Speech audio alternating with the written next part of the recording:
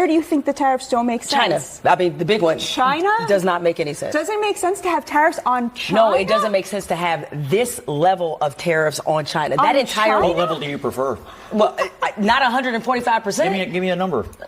Again, not 145%. How about 144? Oh my God. That would probably help more. That would help if you didn't wildly put tariffs in place that don't make any sense. That would probably help more. Where do you think the tariffs don't make sense? China. I mean, the big one. China? Does not make any sense. Does it make sense to have tariffs on China? No, it doesn't make sense to have this level of tariffs on China. That entire What level do you prefer? Well, not 145%. Give me a number. Again, not 145%. How about 144? Again, how about 275? I mean, you seem to be very definitive that this number is wrong. No, I just wondered because the economy is telling me that it's wrong. Scott, do you think that the U.S. economy can sustain long term on China? On China? Yeah. I want whatever it takes to isolate them and to decouple us. What's the number, Scott? I hope it's this one, but what's if it has the to be... number? You think it's 145%? You think that the economy will be good and fine in the long haul on 100%? I think the economy will be good and fine, and our national and economic security will be better when we decouple from China and we're not dependent upon our biggest enemy in the world for all of this stuff. We need to isolate them. We need to isolate them, and that's what he's doing. I'd like to know. All right, so I wanted to play the entire video first. And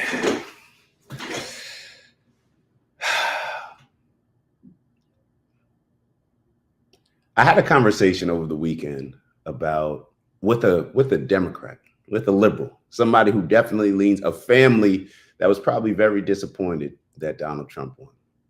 And I was talking to my buddy, and he surprised me with his outlook on some of the tariffs. He was actually for them. And I was very impressed by his response because it seemed as if he removed a lot of the emotions from the conversations around tariffs, a lot of the talking points that we hear from the mainstream liberal outlets.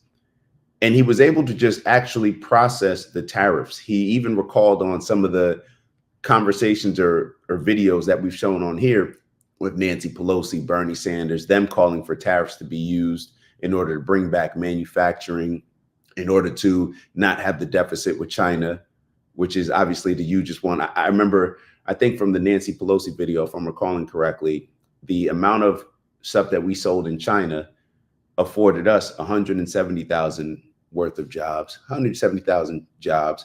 And what China sells to us provides them 10 million jobs. Now, this was in 1996, I believe. I'm just going off the top of my head. So this conversation I was having with my buddy he's like, you know what? We claim to be so righteous in America. We claim to be so righteous, but then you hear things like Jasmine Crockett saying, well, black people, we done picking cotton. We're not working on the farms. We're too good to work on the farms, pretty much. And then saying that's why we need to have these illegal migrants here. And then you think about what she's saying, and it's kind of like, okay, maybe she just didn't connect the dots really there. Maybe she doesn't really understand how this is coming across to people. Then you hear more and more people talking about the same topic. You hear more and more people talking about the same topic. You hear people talking about boycotting Target and all these different things. And I'm kind of conflating a few different things, but we started to talk about this righteousness that a lot of the Democrats and liberals take when it comes to minimum wage, right? How Americans need to be making a certain amount of money, how it should be livable wages. You hear all these different types of comments, right? But then when it comes to how we purchase products, we just want to pay for the cheapest thing, right? We just want to go on Amazon, whichever one is the cheapest product, that's the one that we want to buy. We don't look at where it's made. We don't care. Ew. Sorry to interrupt the video. We got a new challenge.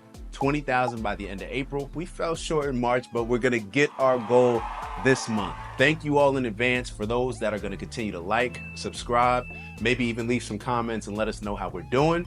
And on that note, let me let y'all get back to the video and I'll see y'all soon. Ew.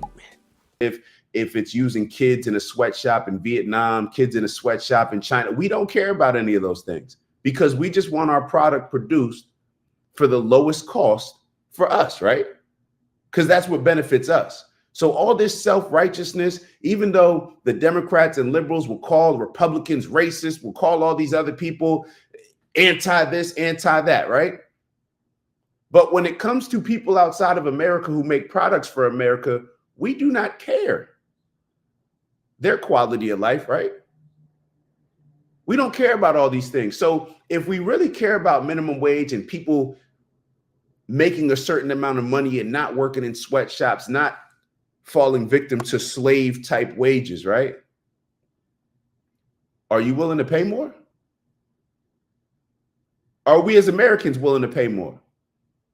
If the tariffs are going to cost, or if the tariffs are going to raise prices across the board, across the world, now if tariffs are going to make it more competitive for American companies who do not have sweatshops, I hope not.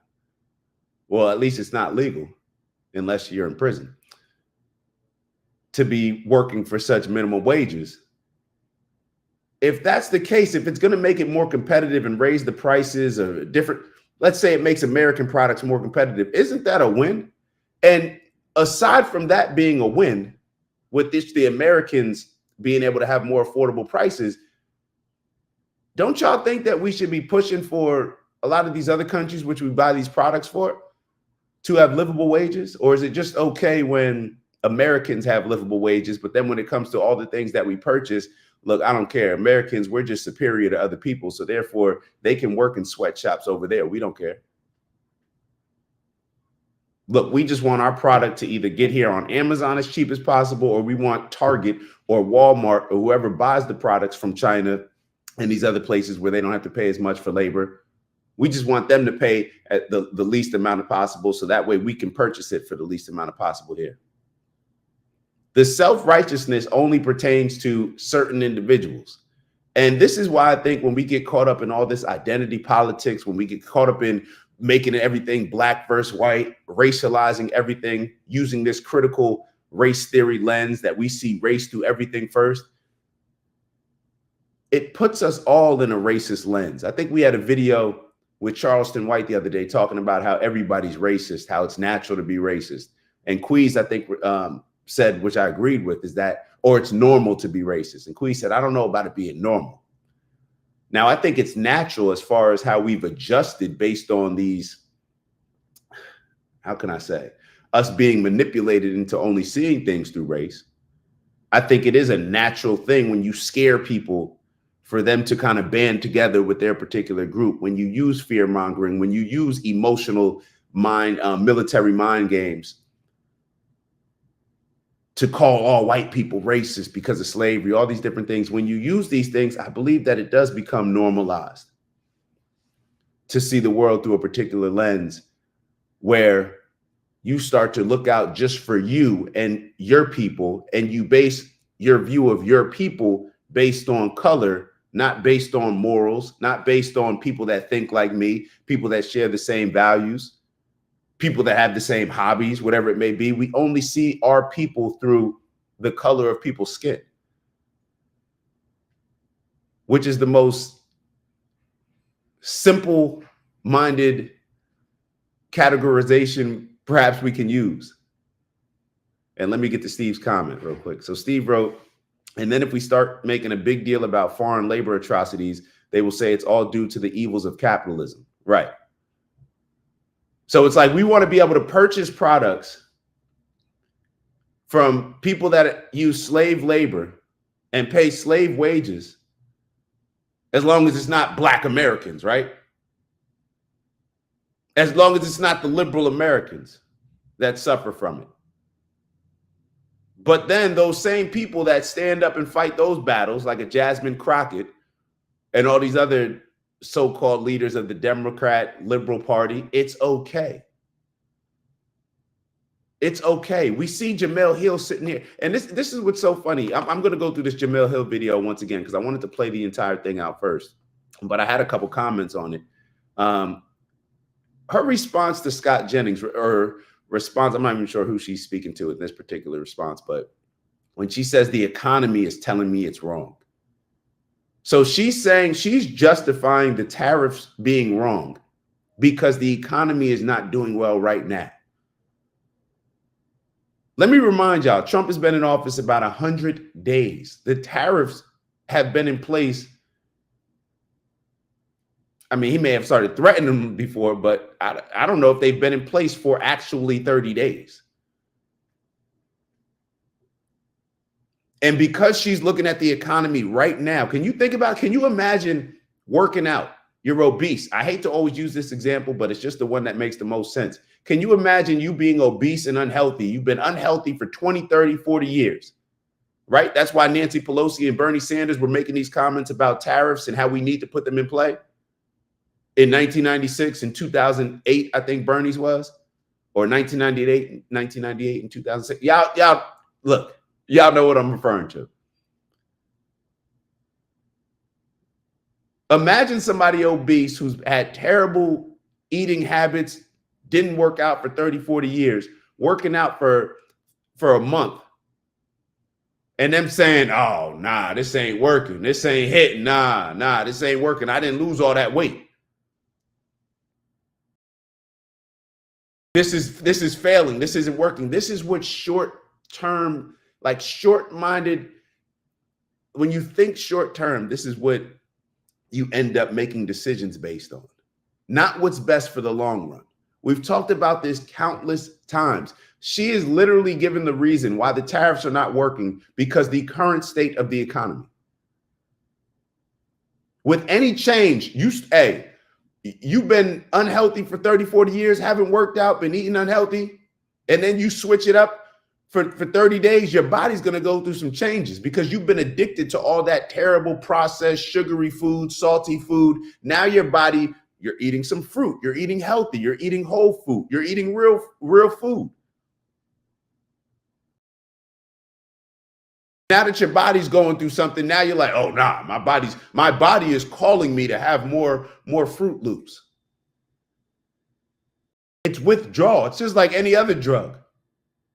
Imagine if somebody trying to get off of their addiction to heroin was going through that withdrawal process and said, look, my body's calling for the heroin. That proves that my body needs it. They're only thinking in the short term. They're not thinking long term, the damage that has already been done. And now it's going to be maybe a little bit of a painful process in order to move back in a better direction. Let's listen to what she said again. Let's listen to what she said again. I think it's worth just hearing again. That would help if you didn't wildly put tariffs in place that don't make any sense. That would probably help more. Where do you think the tariffs don't make sense? China. I mean, the big one. China? Does not make any sense. Does it make sense to have tariffs on China? No. It doesn't make sense to have tariffs on China, even though China has had higher tariffs on us. Just think about that, just from that standpoint. Remember, like, keep in mind, whenever we talk about this tariffs, remember, Trump's original goal of what he set was reciprocal tariffs, which means, hey, we're just going to charge y'all the same tariffs that y'all charge us. And he didn't even do reciprocal. And a lot of people were pissed off that he didn't keep his word on the reciprocal tariffs. So then he went like half of what they were charging us for a lot of these countries. And she's saying that it doesn't make sense. But then China is beating us. The one country that she points out that it doesn't make sense to have high tariffs on, in order to leverage deals, we don't want their products. We want to figure out other countries we can have deals with because we probably shouldn't be importing the majority of our products from the country that is our biggest potential enemy. The country that all these different presidents and politicians say, hey, you know, this country is trying to take over, they're stealing our intellectual property, they're doing all these different things. Oh, that's the country that during 2020, when we have a virus outbreak, we need them to send us our masks. We need our pharmaceuticals to come from them. Like, does that make any sense? But because she's looking at the economy right now, and that's what a whole lot of people do. My 401k is down. This is terrible. It's been a week. It's been 2 weeks. It's been a month, even if it's been a year. How long do you think it should take to fix a problem that has been here for 30, 40 plus years? How long do y'all think it should take to fix? And this goes back to my initial point that I had last week. It's like we will get more upset and we'll have more of a microscope on Donald Trump going about trying to fix a problem that has been effed up in our country for a significant time period, 30, 40 years. We'll get more upset with that when it comes to the tariffs. We'll get more upset with Donald Trump, how he's going about deporting people, and because he doesn't have a perfect record and he made a mistake, or people are saying with one person, we will critique him to the fullest degree, but then give Joe Biden and Kamala Harris all the grace in the world, the people who actually caused the problem. Donald Trump fixed it the first time he was in office by slowing it down with his executive orders. They get in day one, get rid of his executive orders, and incentivize people to come here legally. And we're more upset with Donald Trump than we are in the grace that we give these people. Let's keep going. It doesn't make sense to have this level of tariffs on China. That entire What level do you prefer? Well, not 145%. Give me a number. Again, and that's the thing. When you ask somebody, and this, I had a convo the other day, Vons, I'm still waiting for that call back. I'm still waiting for that call back, Vons. You told me twice you'd call me because I wanted to have the conversation. Let's talk about the policies that you disagree with. Let's have that conversation. But what I'm realizing is when you have a conversation with these people on the liberal side, on the Democrat side, not singling out Vons, it's not just Vons, it's literally, it's the position that y'all in. Y'all came into the debate class and the teacher keeps giving y'all these hard things to debate. Tell me why boys should be playing sports against girls. Tell me why we should have tampons in boys' bathrooms. Tell me why drag queens should be reading books to kids at the local library. Tell me why we should bring in all of these migrants into these cities that already don't have the infrastructure to take care of these people living in poverty in a lot of these areas like Chicago, like the Bronx. It's not all y'all fault, but it is your fault when you continue to argue these silly and senseless agendas. So whenever you ask somebody like, oh, Donald Trump's doing this, Donald Trump. Okay, so we both sides have identified that a lot of these problems that Donald Trump is going about trying to fix, whether it's the tariffs with the deficit that we have with China, whether it's the illegal migration, these are problems that people, both sides, Democrat and Republican, have been talking about for a very long time. But when you ask somebody who's critiquing Donald Trump and how they're going about doing something, what do you suggest? What do you think would be a fair number? Jemele Hill can't give a fair number because the numbers are just like the numbers are to you and I. We don't know the difference between, oh, well, if you put 120% tariff compared to 145%, compared to 200, compared to 60. We don't know that. This is Trump leveraging. This is you go to the car dealership, you're trying to buy a car, you're trying to make a deal. Well, they said 32,000. Okay, so scientific data says that we should say X move the one over, carry over so we're supposed to now offer 31.3. There is no, it's just a negotiation process. But we're getting more mad at the person that's negotiating on our behalf rather than the person that went to the car dealership with our money and decided to continuously overpay and get taken advantage of by deals. And when we think we're paying less than, right? Even if we're getting a deal, what does it come? What is the expense that it comes at? Oh, well, yeah, those products that used to be made, like I know you used to make them and you used to benefit from them because they used to feed your economy. Now they're coming from over here.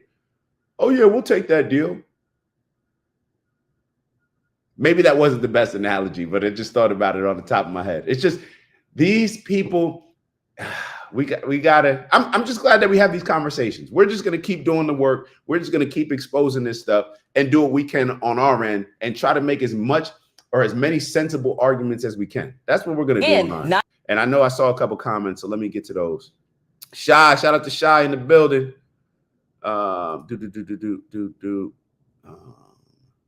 All right, hold on. Hurry. So Queez wrote, society now is like a microwave. We want results right away. It's insane. It's insane. And I don't know how I attach this, Queez. I don't know about you. I attach this to this whole victim mentality. We are like babies.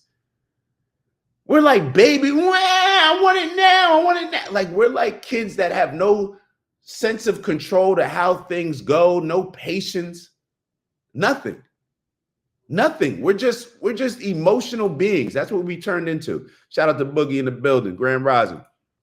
Queez wrote, we don't want to prepare food. We want fast food. We don't want to work out. We want Ozempic. This is what's happening in our society. Do we not realize that a lot of these things that we buy into, do we realize what we're getting them at the expense of?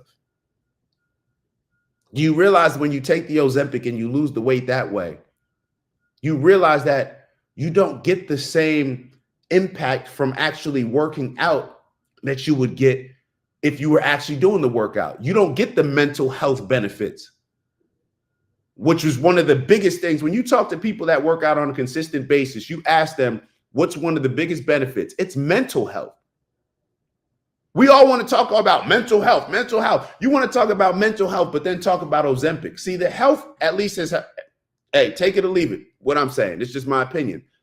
Health is a comprehensive thing. You don't just separate, oh, well, this person's mental health is over here, their physical health is over here, their diet is over here. All of this stuff is connected. Their spiritual health is over. Everything is connected. So if you look terrible in one particular area, it's probably impacting other areas. And you don't get better by taking a pill and having a fast fix. You actually get better by going through the journey, developing the habits that it takes to be healthy. Building the endurance from high intensity training, let's say. If you just take Ozempic and you lose weight, your body's looking soft, you haven't developed any muscles, you haven't improved your cardiovascular, you haven't tapped into the mental health aspects of it, like none of these things. You haven't gained the endorphins and dopamine that happens when you work out. None of these things. The dopamine, that's the feel-good effect of working out. That's what makes you feel good about life. That's what people tap into when they say, oh, I'm talking, this improves my mental health. But we are so limited in our thinking. Steve wrote, she's spouting party narrative, but she has no real knowledge base to speak from in order to form a strong argument to prove her point. I agree 100%.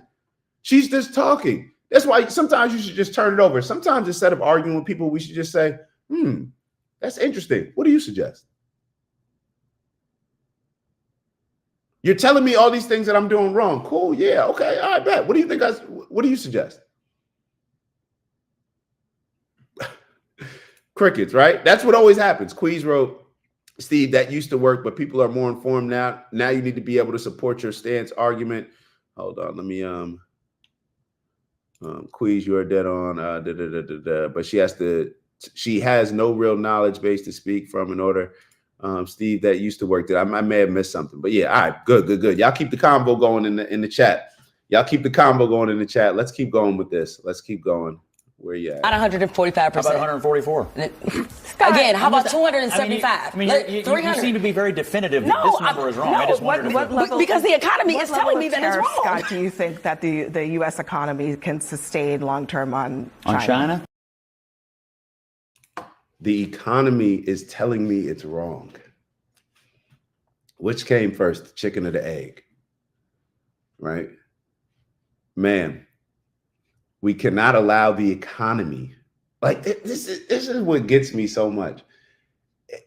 It's like, this is the same, remember, this is the same group. These liberals, the ones that claim they're for the middle class, for the working people in America. How are you for the working people in America when the only jobs or the majority of jobs that you guys want to create and focus on are government jobs? That's just taking taxpayer money and paying people. We don't want more of those. We want private jobs being created in the private sector because that's not money that's coming out of our pocket. When private people make money, they actually pay taxes to the country, right? So they're paying to the country, right? They're giving the government money, right? To supposedly spend on all these things that we need to improve, whether it's roads, whether it's this, right? But when we just rely on government jobs, What are we paying people for? That's why they don't care when they spend money at the veterans hospitals and all this stuff. When stuff is run, they're not spending their money. They don't care about it. They're just printing more money or spending our money. Let's keep going. Yeah. I want whatever it takes to isolate them and to do a couple of things. What's the number, Scott? I hope it's this one, but what's if it has the to be... number? You think it's 145%? You think that the economy will be good and fine in the long haul? So you just want to I think the economy will be good and fine, and our... Did you hear what she just said in the background? Something about some small businesses and screw y'all. Let's listen to that. I hope it's this one, but what's if it has the to be... number? You think it's 145%? You think that the economy will be good and fine in the long haul? So you just want to I think the economy will be good and fine. She said something about small businesses.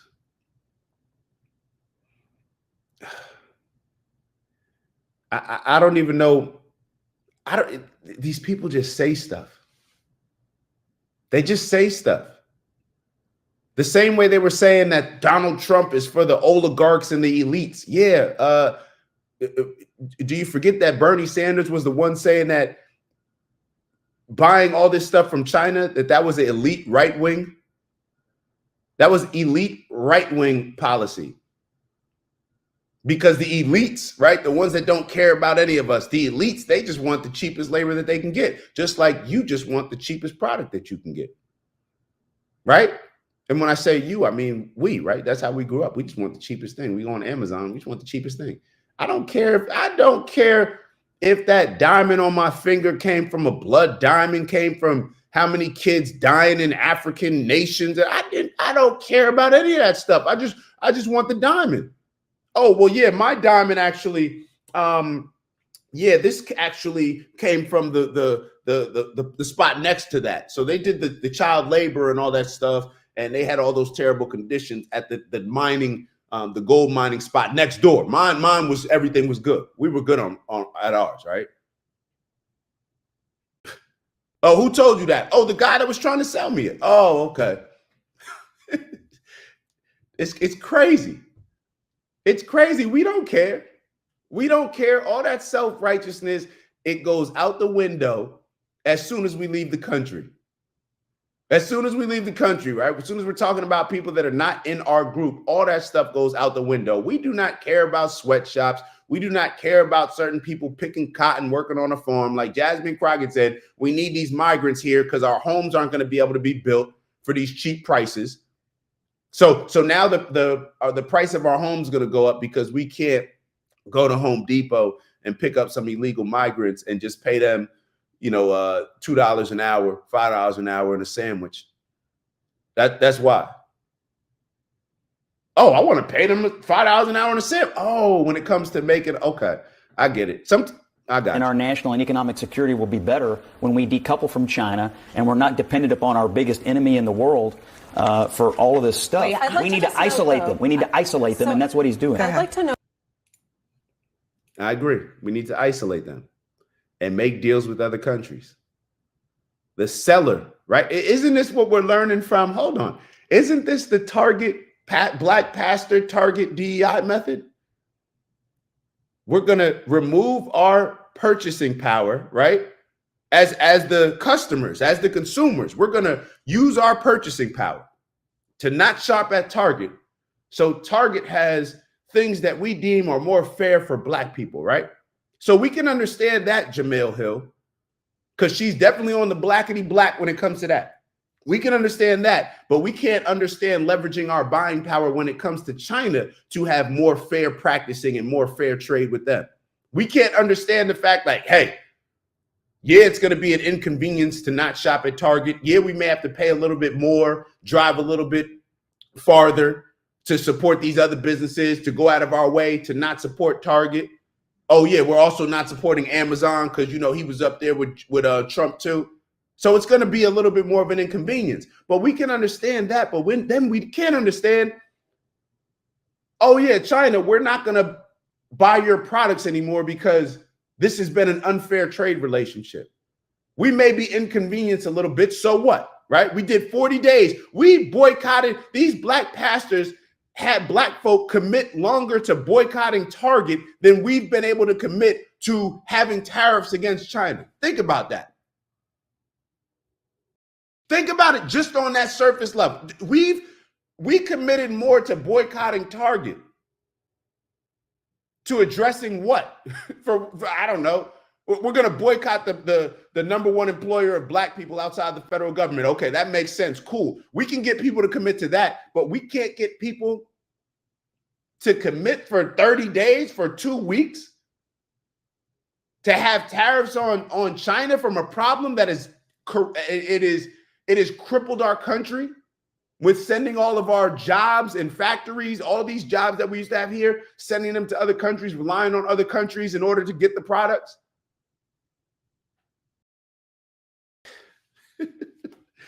Oh, man. Steve wrote, we have been riding in the ditch for decades. It's going to be a bumpy transition to get this bus back on the road. I agree. All right, let's continue. I think the next video we have. It's Dak. Just want to thank you for checking out our video and visiting the OG Network. If you enjoyed the video, please make sure that you give us a like. And if you're looking to join a community of inspired individuals striving for purposeful abundance, subscribe. And if you're feeling real generous, share the video with some friends and family. All right, I'll see y'all soon. Ew.